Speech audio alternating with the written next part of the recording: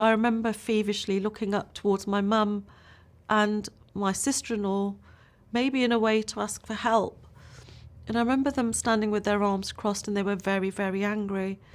And before I knew it, my other brother walked in, shouted, "Not here." And they all just disappeared very quickly. And I remember passing out and coming to and passing out. And the door opened and somebody said, "They're going to take you to India, ask for help, it's security." And I thought, what a silly thing to say to me, because if I have my brother on one side and my father on the other, I'm not going to ask for help. And I thought to myself, I'm already dead. I don't want to live anymore.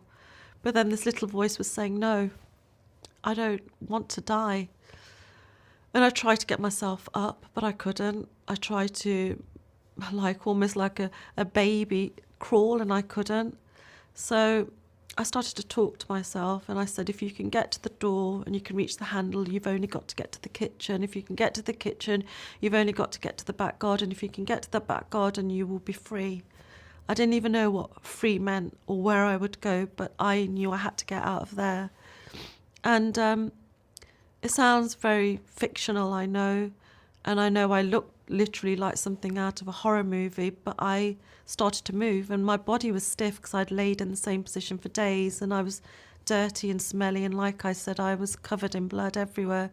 But I started using this part of my arm, and I shuffled forward, and I would fall. I would internally cry because I was too scared to make a noise. I knew I had a very small window of opportunity before this angry household would know that I'm trying to escape. But I did, and I got to the door, and then I got to the kitchen, and when I got to the garden, my father had this 6-foot high wall, and I thought, I'm not going to be able to do this. And I sat there, literally, and thought, I can't do it. And my dog came. And she was the loudest person. She would bark. She would make so much noise. The neighbours would complain. And I remember touching her wet nose and almost begging her not to say anything.